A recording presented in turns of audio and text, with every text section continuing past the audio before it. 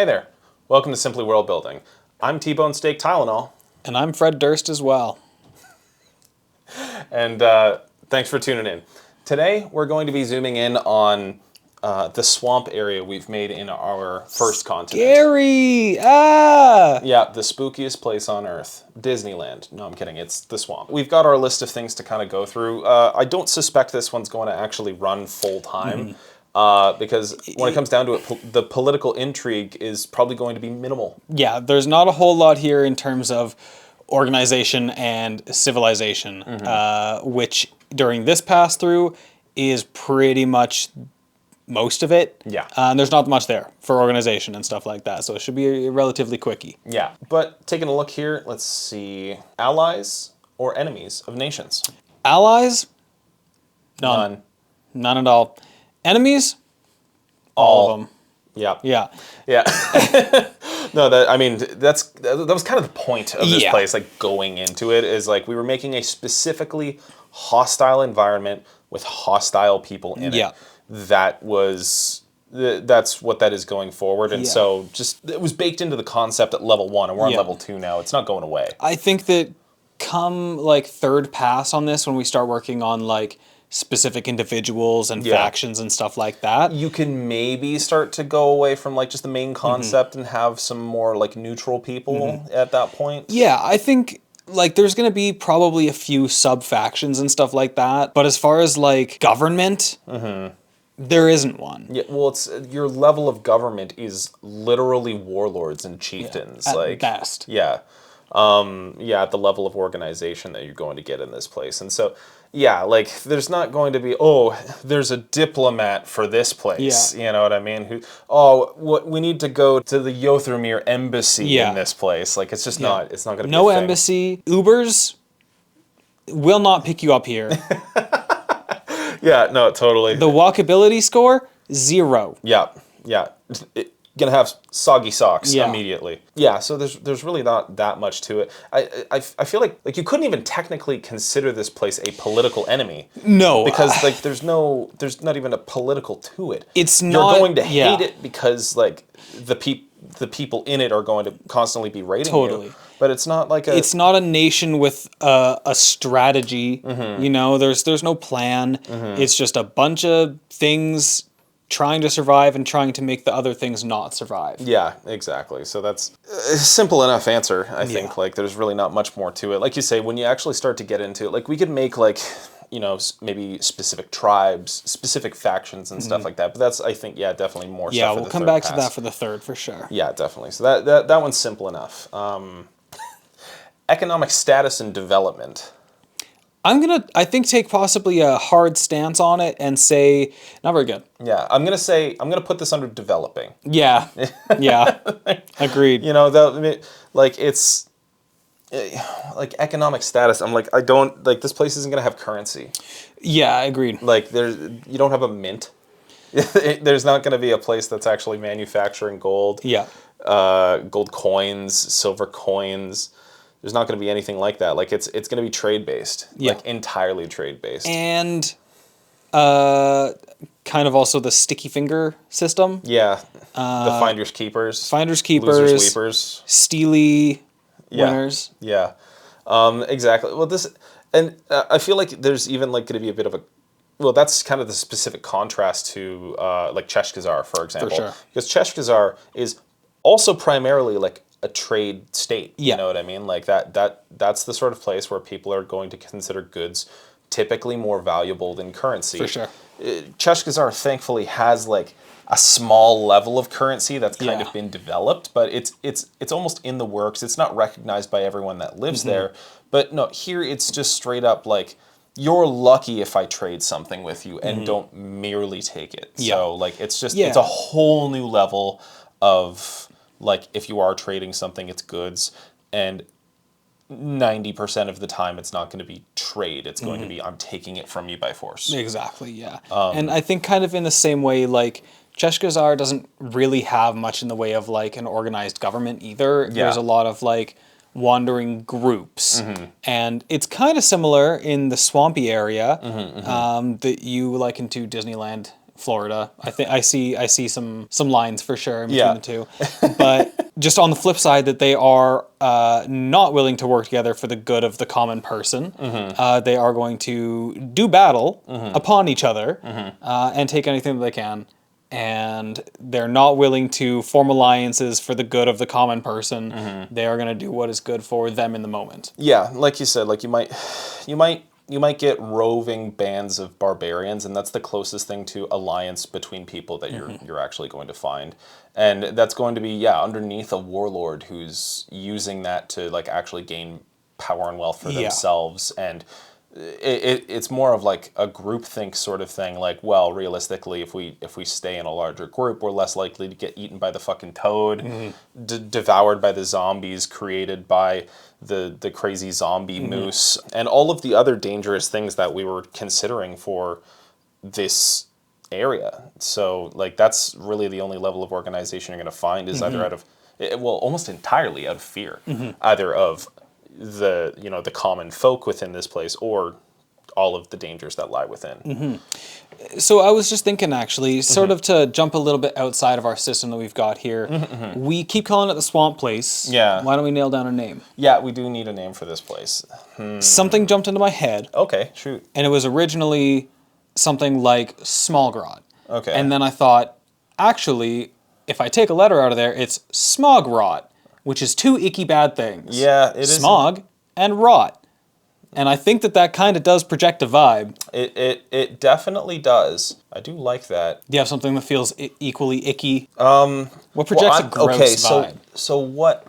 Almost what I'm getting is I'm like, is that too on the nose? Sure. But like I'm also like often going with your gut on these sort of things is like advantageous. With a brief translation method, I do like the grot. Okay. Like the grot. That was the part that in both iterations stood out to me. What was? Yeah. What about Asagrratt? Asagrratt.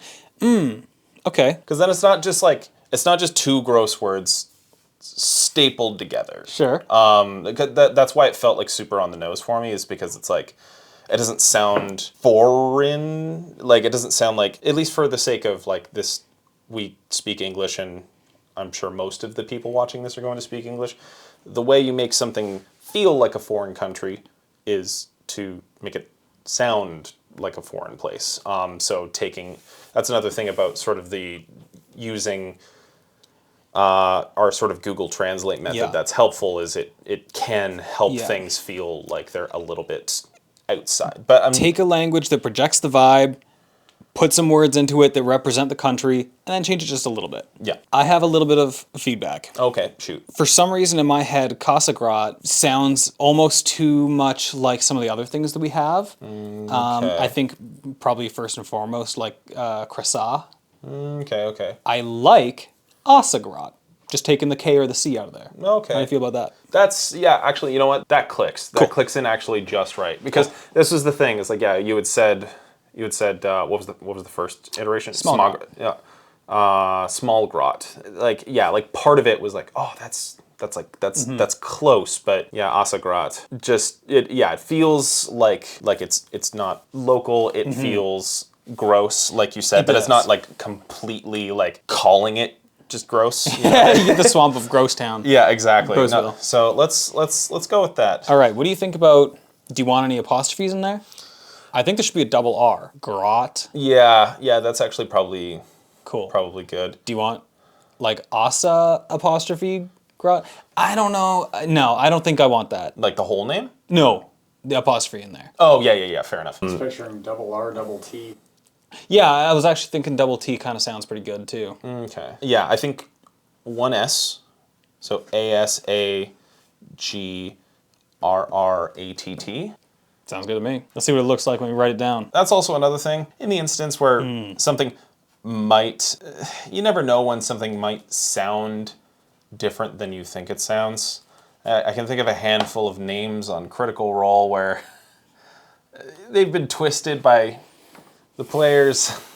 Sometimes when you spell out something and maybe try and spell it again, it can help you catch these things. Just saying, maybe just as a practice, just every once in a while, maybe just write out something just in case. You say it in a couple of different accents. Yeah, yeah, definitely. But okay, so that seems like a pretty solid name to stick with off the bat. Let's see, what else do we have? Cultural norms and taboos. I definitely think cultural norms, we're talking like survival of the fittest. Well, yeah. If you can take it, it's yours. Yeah. I think there's probably going to be a lot of like individuals doing their own thing, and we're talking still like the types of like creatures that are seen as almost like a race, but also almost more like a monster, I think, right? Like we're talking like goblins and stuff like that. Yeah, totally. Where they're like intelligent enough to have personalities and to form complex thoughts, but that aren't really welcomed in normal society. Yeah, no, that doesn't make a lot of sense. So probably quite a lot of individuals roaming about themselves, but I think, the powerful are going to control a decent amount of mass and have their own roving war bands. Yeah, it's really, like you say, like the Finders Keepers is probably pretty well going to be, you can't even really call it a rule, because it kind of specifically is made to like break rules, but I feel like, it's not going to be looked down upon for you to have stolen something from them. Like, okay, you're not going to like to be stolen from. Sure. That is the case, but someone hearing that you stole that from somebody, that's either going to be met with probably praise if you did it well, or from someone bigger than you, or at the very most, or the very least rather, neutral. Yeah. Like, okay, well, why do I care? And so, general thievery and stuff like that isn't really going to be looked down upon. What do you think about taboos and stuff like that? Well, see, this is actually what I was going to lead into, is the idea of, I'm not sure if we want it to be so bad that like altruistic acts are looked down upon. Yeah. I'm not sure how you feel about that one. I was going to kind of ask, like, is helping someone actually going to be, actively No, I think that at? there's going to be bad enough people where like that'll still get you flack, like you might get bullied, but like if you do it, people aren't going to be like, oh, ew, like, oh, get rid of that guy, you know? He does good thing. Yeah. No, okay, fair enough. But the other thing that I was going to bring up is, I feel like the first taboo is just going to be like being weak or not being able to carry your own weight. Like, to call that taboo is almost an understatement, because there's just going to be a point where people are just going to say, you're too weak, and you're actually going to drag anyone you're related to down. Like, we're just going to dump you in the swamp at that point. And like I say, like calling that a taboo almost feels like an understatement, because you're just not going to survive, man. Yeah. But so I feel like there's going to be, just naturally in a survival of the fittest environment, going to be a death to the weak sort of mentality for these people, you know what I mean? And maybe at the same point, like, there's going to be a point where, like, sort of battle scars or strange survivor stories and stuff like that are actually going to be something that people, actually praise. Like, someone with a huge gash in their chest from a freaking panther or something like that, and the fact that they're still alive through that, through that, and with the proof, I feel like that's going to buy you status. You know what I mean? So that's kind of what I picture through the whole thing. I think weirdly, like, the one positive thing about this place, I don't know if there's really going to be a lot of taboos. Yeah. Is I feel like they're going to be kind of, I won't necessarily say accepting, but just everybody there is kind of messed up. Yeah. And so, like, there's not much you can do that's going to, like... It's not accepting, it's just don't care. Yeah, exactly. Like, they don't care if you're a vegetarian, because, like, well, that's weird, I guess, to me, but, like, you're still alive, so I don't care. Yeah, exactly. Like, it's truly, like, whatever your strange practices are, the fact that you are alive is a testament to whatever you're doing is correct. Yeah. So, that's definitely going to be a theme in this place, I think, for sure. And then, like, status through strength is probably going to be the easiest way to, buy your way up in the power hierarchy, whether that be through actually just beating somebody up and overpowering them, but also, like I said, like, these things are going to accumulate over time. Like, you're going to get your battle scars, you're going to have these stories, and you're going to have this grizzled look about you where people can just tell you are someone to not be fucked with. And so I do see that being just kind of the real general gist about this place. What else is there to say? Let's see, what else is there? There can't be taboos when everybody is already so messed up. They're like, you can't do anything worse than the next guy. Leadership And government. We've already basically covered that. Like the idea is that there's gonna be people who just make their own way and kind of skirt under the radar, and that's a valid survival tactic as well. But otherwise, like, you could probably join up with one of these like roving war bands and have like a level of protection because of that. You might have clans. Yeah. You know what I mean? So it's like it's a war band, but it's established enough where it has like a name to it and stuff like that, and has been around long enough for people to have maybe heard of it, but it's more heard of in like that's something we should stay out of the way of. And that's really the closest thing you're going to scrape on later leadership. Yeah. So there's really not much to it. Leadership and government, little to none. Yeah. Important history and current events. Well, I mean, so I guess important history. One thing I wanted to ask is, do we think that it's always been this way? Because like the Leviathans that make it particularly horrendous are new adjacent, right? I assume like some of them are newer than others. Like they haven't been there for the entire time it's existed. Not the entire time it's existed, but definitely... Has it always been shitty? Pre-humanity, I would say. But in the grand scheme of things, realistically, with the way the magic system's kind of supposed to work, is it's mostly a feedback loop. You know what I mean? So realistically, like, whatever this place started out as was not optimal. Maybe it wasn't the horrible, swampy hellscape that it is today, but these Leviathans are born of the nature of the area around them in the first place. And so, like I said, it really does snowball once they start to pop up. So we have the handful of them that exist here today, but they only do really exist here because this place got this bad. So has it always been this way? No. Has it in literally all of recorded history?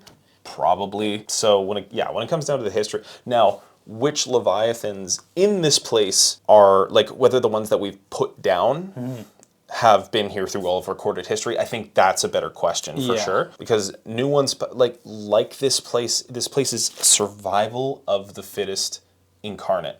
And just every once in a while, one of them is going to get overturned. You know what I mean? So I don't know exactly how long each of, like the toad and the moose are like kind of the primary two that we've come up with. And, and the spider. Yeah. But, so, primary 3. How long these ones have been here? A long time. Long time. For sure. Generations, probably. Are they always going to be around? Who knows? So, yeah, that's kind of the gist I can think of on, like, the total history. So current events. I had a thought earlier when we were talking about leadership. Yeah. Where we've got these clans or these war bands. What if, like, because there's obviously going to be like some level of beef between them. Oh yeah. What if one of them is like comparatively not the worst? Like maybe they even have some sort of like in their own way kind of like maybe what's the word, like not frenetic, but like, so there's one group that in their own way is a little bit less shitty, but also like kind of almost a little bit fanatic about like maybe some kind of like new god or something like that. But they're kind of like better in a little bit of a way. Like there is law, and they're trying to kind of bring some level of law, even if it's maybe not like that good or that civilized, but better. You crawled out of one of the rings of hell to a previous level. Yeah. No, I mean, so I was going to bring up, because we had mentioned when we were talking about the initial creation of this place, like this sort of area that's cursed for silence. And I'm not sure if we had mentioned or if we had nailed down that we wanted to have people there. But I like the idea of there being a small group of people there that worships whatever brings the silence or something. Now, I'm not sure if that's exactly what you were thinking, or if it was something a little bit less culty. They could easily worship one of the Leviathans. Yeah, like that's an easy go-to. I don't mind. They could sacrifice to the toad, the undead. Those are also ones you could easily go with. I don't mind the idea of there being like a cult there, but I kind of want the vibe to be that the spookiness is in the absence of everything. Like you just feel alone. There's no sound. There's no stimulus other than the gross squashing of your boots, and then you kind of go insane through that. But I was thinking actually, if we do have this like sort of fanatic thing, and by the way, the vibe of this group that I'm thinking of is like in like a Dark Souls or one of those like Soulsborne, like that kind of like structure where they're like they're bad and they're like burning people on stakes and stuff, but like kind of they have like a little bit of like a civilization kind of thing going on. Yeah, you know? no, I see what you mean. But this could like the silent area being that could be their like holy area or something like that. Yeah, I don't really know. I do like maybe the idea of like there being some sort of underdog clan that's sort of popped up and that has like the smallest semblance of law, but it like it's once you stay there for a few days you're like, oh, I really should not be here. But I do really see that being separate from like whatever the strange silence on the coast is. If there was going to be something at the coast, like I said, it would be, I think, more culty, less like, oh, like, hey, we found a god, and more like, yeah, they don't talk, they're mysterious, no one knows why they're there. Like, they almost act more like a force of nature or like spirits than a people, whereas like I think the people you're picturing are like people, you know what I mean? So should we have those two things be like a separate thing? Should we decide on one or the other? Yeah, I thought that you just wanted to tie it in with one of these groups. We could have, but I just picture the people stuck in the silence. Like I said, like you could I see them less as like a people and more like a strange force of nature or like a set of spirits or something like that. I want that place to be essentially unoccupied. Yeah. Like if you're traveling through, like you get a glimpse of like a campfire and you're like, what was that? And there could be like 4 people-shaped figures around a campfire, but like no or like, around like some sort of idol or something strange like but other whatever's than that, going on over there is like it's alien or it's a cult or it's something awful. And so like if you do see humanoid figures, like what you're dealing with is something beyond your understanding. Whereas what we want to make here is like they're definitely a set of people trying to get by. They're just very strange. I do kind of like that idea. Like maybe it is to do with I kind of like the idea of doing it with the toad because they're very central. The toad is very central in the whole place, and it would be a very easy thing to sacrifice to. You know, you toss things in the lake or something like that to kind of appease it or something like that. Okay. Yep. I also think they would be cool to do with, because there's this big old undead moose that is basically gonna, like, I believe we decided that it has like, you know, like a lantern dangling from its horn or something like that, and like in one way or another, it ends up kind of shepherding like an army of the undead. Yeah.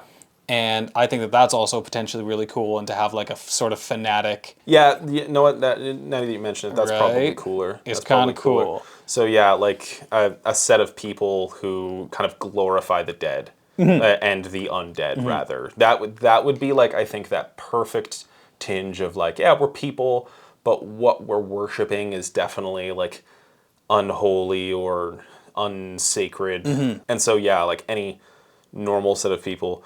Or like I say normal even among like the barbarians and stuff like that, and like the roaming maniacs, like they'll be like, don't talk to those guys. So they have like a semblance of order, but it really only works for them. And I find it super interesting that it could be like a place like where you said where you like go and visit for a week and you don't really see much off. Yeah. And then one day you like hear a little bit too much and you're like, oh, this is horrifying.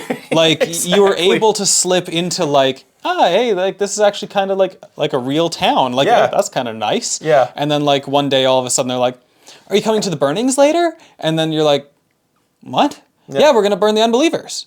Or like, you know, that kind of stuff. And then there's like 16 crucifixes with like a whole bunch of travelers that like apparently they didn't like as much as you or something. And then they just burn them. Yeah. Exactly. And you're like, oh, this is bad. Yeah. Something like that, for example. Yeah, totally. But okay, so here's what I'm thinking as well. If we're gonna do that, the idea that like death can be good because then you can join your deity, right? Yeah. And so then actually burning people could be a big part of it because that denies them that. So that's actually like a punishment that's worse than death, because death is borderline good. Yeah, interesting. But burning them, they're unusable. Yeah, now, like so they can't join cremation back. is considered like a Yeah. not a sinful death, but like a banishment. Yeah. Almost. Yeah, because now you can't join your family who's out wandering with the rest of the horde or whatever, because you're cinders, you're ashes. Yeah, exactly. But if you die, and then maybe they just cart your body to the edge of the woods or whatever and dump you in, and then like later Eventually on they're like you'll be- binoculars and you're like, oh yeah, there he goes, he did it. Like, you know, that kind of thing. Oh, Grandpa's walking. Yeah. Oh my god. No, actually, okay, that fits. Yeah, it's kind of neat, right? No, that fits the vibe of like what we were trying to like like trying to grab out of the air there. Yeah. I think definitely. Okay, that's one hell of a leadership or government. That, I think, might be the closest thing to, like, potentially a based civilization. Not based, you know what I mean. Like, a spot, a location that has, like, leadership. A basis. Yeah. Dude, That those place is undead based. Yeah, those undead moose people, based. Oh my god. Stupid. But okay, no, that makes a lot of sense. So that's kind of the beginnings of a faction already. Yeah, totally. For sure. Let's see, what else do we have here?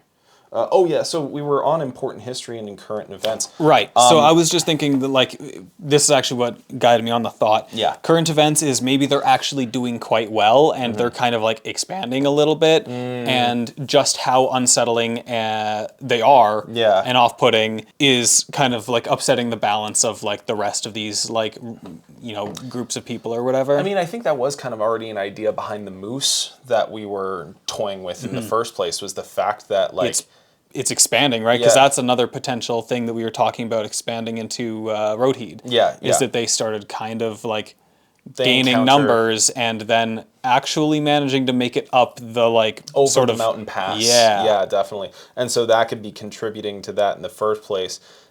I feel like that would be such an interesting like player interaction too. No matter what direction you came from, you could be handling the problem for Roadheed, and you have to go over the mountain pass and see what's going on and show up to this, or you could try coming back from the heart of this place and encounter, like you said, like encounter these people and be like, wow, these people are actually like kind of nice. And then like all of a sudden it's revealed to you exactly how twisted everything is here, and then you're kind of as a player up to like, okay, well, this is the closest thing to like a civilized people that we have here, but what's going on is so truly scary or wrong that it creates like a what do I do as a player sort of I love the uncanny of it, because Yeah. like the idea that you're in this horrible, horrible place already, and then like you start seeing these again, like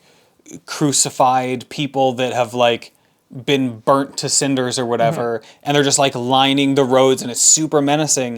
And then you get into town and people are just like normal people, and they're like, oh, hey, a traveler, that's weird. Well, I mean, why don't you hop in? Like, I just finished baking a loaf of bread. Like, it's rye. I don't know if you like rye. And like, it's just kind of normal. And then you're like, no, wait, no, this is wrong. My spidey sense. Tingling. It's uncanny that there's more or less regular life. But these people are whack. No, totally. No, that's a great idea. And I do like leaving the sort of silent area again to itself, because that is it in a nutshell. I do like, again, the idea of like these sort of like strange, like they could be people, but they're like, more like phantoms and stuff like that. So it adds like a level of like you're looking over your shoulder, or like you see something out of the corner of your eye. Also, I had like an image as well earlier where like maybe they're the people that got lost there. Maybe they're not. I don't know. But like out of the corner of your eye, you might see shifting, but then like people will kind of like maybe go into and come back out of silently, like the muck and the mud. And like you could potentially get dragged under or something by them as well. That could be an interesting again, like combat encounter or something. no sound. And these people are just like... a plus 99 to stealth. Speaking of current events, is that... So this strange silence that's crept in, how recent is that? Tens, Been hundreds? there forever. It's just pre-recorded For history. Yeah, as long as anybody can ever possibly imagine has been there. For us as the creators, though, do you think there's going to be some sort of story on like the genesis of whatever this strange thing is that maybe players could discover? I think we're talking like spooky old god. Yeah. Like, because we have like a full pantheon. Yeah. But I like to think that it's something like outside of that. And I think that it would be really cool also, not that it has to be necessarily in the same scheme of ours where they're like related to planets, but like if, there's like one day a year or something like that. There's genuinely a thing about this where like some scientist, I heard this on the internet, take it with a grain of salt, but like, there's something about, there's an object in space that we only know is there because we can sense like its gravitational force, and like occasionally like there's a slight like darkness that blocks out like a star in the background for a minute or something like that. And it's kind of like that where there's just something ominously dark that you can't see out there, but like one night a year, like it'll slowly travel in front of the moon or something like that. And that's like, yeah, it's like a blink and you'll miss it in astrology sort of thing, or astronomy. Both in this case, honestly.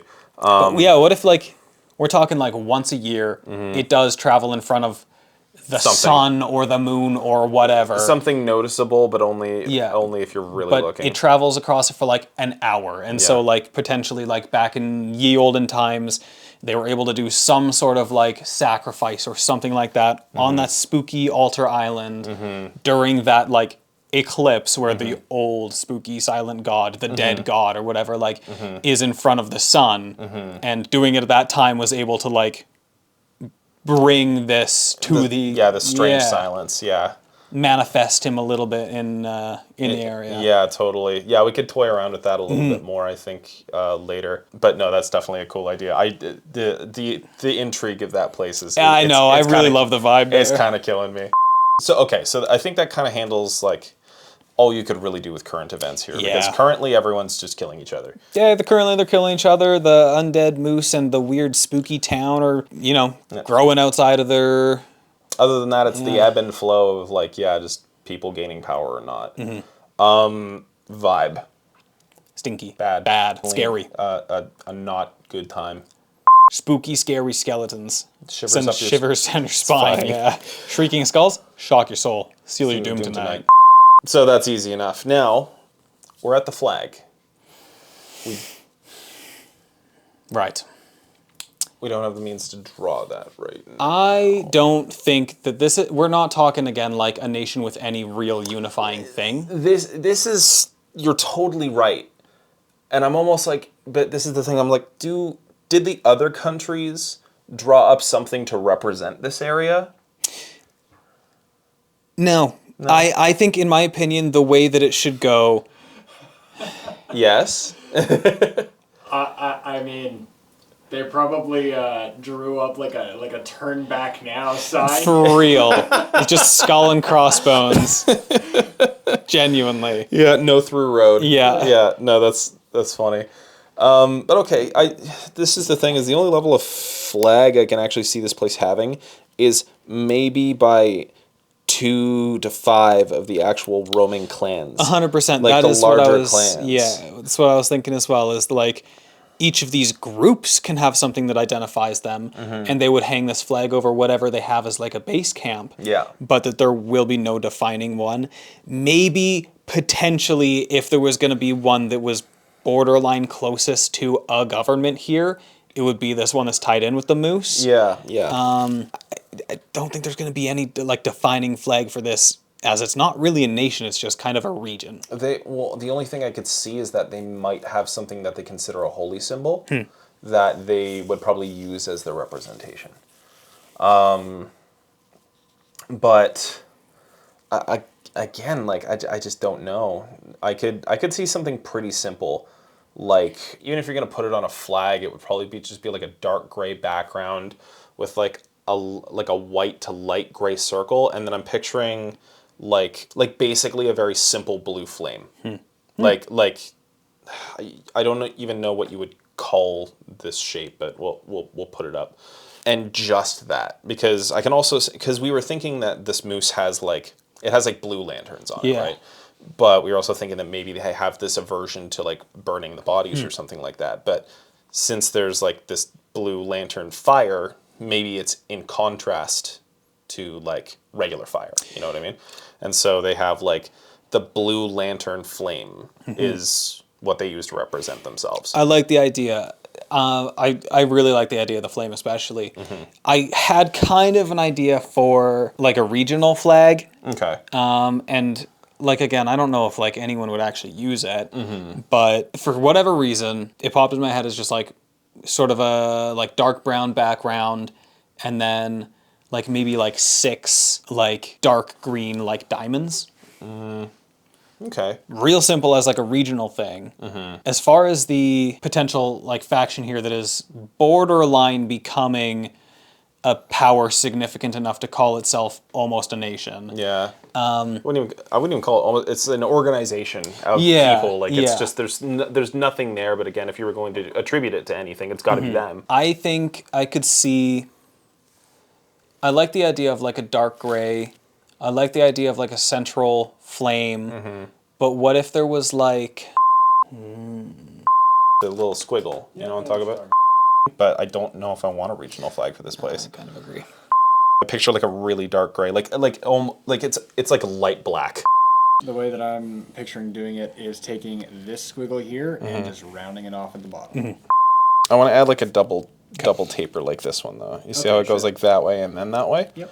But I want it to still be as like Rotund. small and yeah, exactly, like the bulbous bottom, and then maybe have it only start like here. Obviously, you have to do what you can. Yeah. All right, so we have a basic sketch here. We're gonna bring up the more proper version. Unfortunately, we don't have a stupid, crappy version that we did on the iPad like we did last time because the iPad isn't charged. But this one, honestly, like is pretty basic. I think it would have. It's not as hilarious as my Yothermere flag, so you're not really missing out on anything. But yeah, so basically, like the dark background, the white circle to kind of represent the light that surrounds it, and then the blue sort of spirity looking flame. This is what we're going to be doing for, at the very least, this sort of strange undead cult set of people. Which is kind of the closest thing that we can identify as being like a source of power here, because it's not a nation. Yeah. There won't really be a flag for the nation or the region. It's like a town at best. Yeah, Like, exactly. it's a single place. And we'll come up with flags for probably like a handful of clans For sure.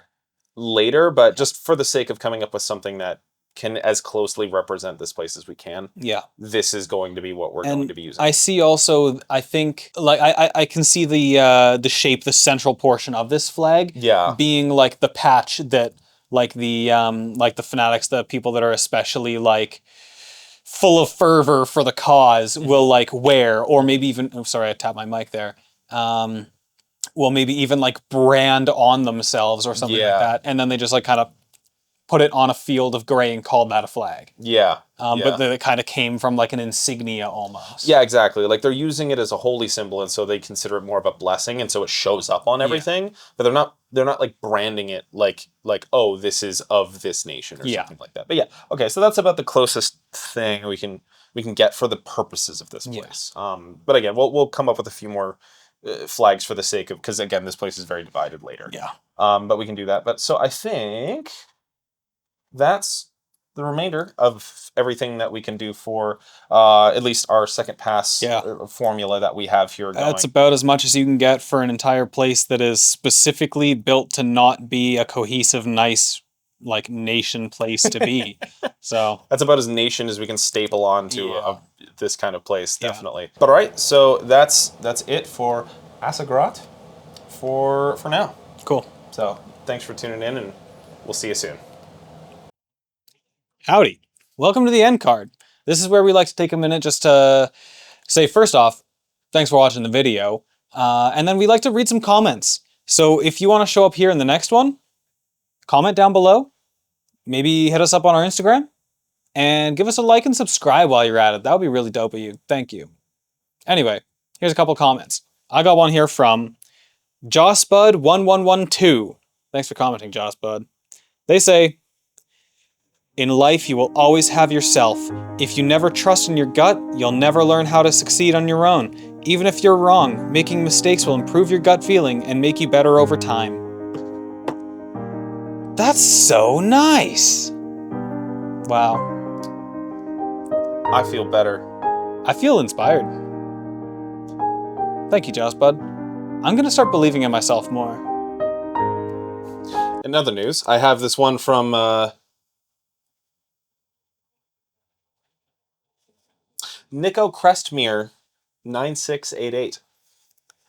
I used to do this with my... Okay, well, firstly, context. This was to do with the short where I described a bard who is effectively a necromancer, so it was kind of a mix of classes. They say, I used to do this with catchphrases. My barbarian liked the wizard style, so his war cry became bippity boppity boom, motherfucker. That's fantastic. I love that. That's incredible. I really like the barbarian class, but I haven't really like properly played or made one. So I might gank that at least once. If your whole thing is like just bonking people all the time, you might as well have a catchphrase for while you do it. Yeah. Spice it up a little bit. Bippity boppity boom. I have another comment here from Mr. B897. Thank you for commenting. This one is on a short where I believe that was Bill who talked about like a very spooky and potentially like vampire heavy town. And then a silver blacksmith. Mr. B897 says, players need 3 clues to understand something, but you have to make 5 clues just to hope that they actually find 3 of them. Do this for everything you feel is important. Genuinely good point. We've kind of talked about this in one of our DM tip videos, where like, do something, do it again, do it bigger. Yeah. And that works across the board for everything to really get it in people's heads and to make them feel all these things and to make these things important to them. Yeah, the rule of 3s is absolutely huge in world building. And I really like the idea that you have to make 5 hints so that they can find the 3 of them. Yeah. Very true to form. But if they're diligent enough to find the 5, that's honestly just like, you know what? Great. You've got the certainty of the 5. But Mr. B is absolutely right. I wholeheartedly agree. That is definitely a thing that you should always keep in mind when you're world building is do it 3 times and that'll get the point across and they'll feel it deep down. So agreed. Good point. No, you're totally right. In additional context to that, I only sort of wanted them to find it, so I kind of left it up to luck in that case. Like, we've seen a bunch of comments saying, like, you need to telegraph that. And it was like, I completely agree, but I only sort of wanted you guys to find that because it was going to be a very big advantage. And so I kind of left it to, if you guys sought out the blacksmith, you would have found that, and then... Would they have told you that they silver weapons? Probably not, but it's like, do you do anything special around here? Like, I left it more for you guys to dig up. Also, as a player, we were under no illusion that this place was not spooky and possibly had vampires. So it is very easy to seek that kind of thing out when you know that. Even like, not even calling it metagaming, but like, you can say it's pretty easy for people in D&D world to know that vampire and silver don't mix and that stuff. So like we could have. But also I didn't really need it. My guy do magic. I don't need silver, so I'm not too worried about it. Yeah, exactly. That was kind of another thing. It was but just so in most of the comments that are like, if you want someone to find something, you have to telegraph it. That is completely and actually correct. I just kind of left it in there for a funny little thing for them to maybe dig up. But just so you have the context, because shorts are only about a minute. So it's hard to tell the whole story sometimes. Speaking of the whole story, I have a comment here from Theron, I think, 8933. I gave my players a bathtub full of holy water. I expected them to portion it out and use it as magical ammo and slowly deplete it through combats? Nope. One guy asks if he can move the full holy tub on his shoulder. Then they carried that tub through multiple levels of dungeon crawling, dragged it through countless battles, held onto it through multiple sessions, saved it from many traps and dangers, navigated through a veritable labyrinth of rooms, always finding the quickest way possible. Then in the last room, down the lowest floor, he made the demon lord drown in the tub. Can't even be mad about it. Well played. Yeah, that is the type of BS that your players will always pull, and it's hilarious. We love those moments. I really like the idea that you thought that they were going to do small magical bullets or ammo or whatever, but when you give them the possibility to make a holy water nuke, you best believe that they're taking it. That is what one might describe as a power move. Yeah. But also that had to be luck too at the same time. Oh, yeah. Bringing it through all that stuff. Like how many checks was the DM also like roasting them for? Yeah. Like, okay, well I got to jump across the tavern with a bathtub on my shoulder. It's like, all right, well make us like an athletics check or something like that. Natural 20. Yeah. Oh my God. Okay, well now there's a whole bunch of bandits attacking you and you got to make sure you don't spill it. Roll a dexterity check, natural 20. But the best stories always are the ones that you can't prepare for as a DM. Yeah, that's and totally that true. make you go, you're doing what? So it makes a good story. I like it. And a great comment. So yeah, thank you, Theron. That's what a ride. Yeah. I'm curious about something. A bathtub or a tub full of holy water, is that something that you could put in the bag of holding and it just retain the water, or what would happen in that case? That is a DM's discretion sort of thing. Yeah, I probably wouldn't let that slide, but also, assuming it's a bathtub, I don't even think it would fit. I don't know, man. Yeah, it's not fitting through the mouth of the bag. That's the main problem. If you were to empty it into the bag or start scooping it into the bag, in my game, I'd let that fly. I'll be honest, that's fine. That's fine for me. Noted. Yeah. I'm a risk taker. Yeah. But anyway, thank you for watching. Remember to like and subscribe and comment if you'd like the possibility of being featured on the show. So thank you again, and we'll see you in the next one. Bye for now.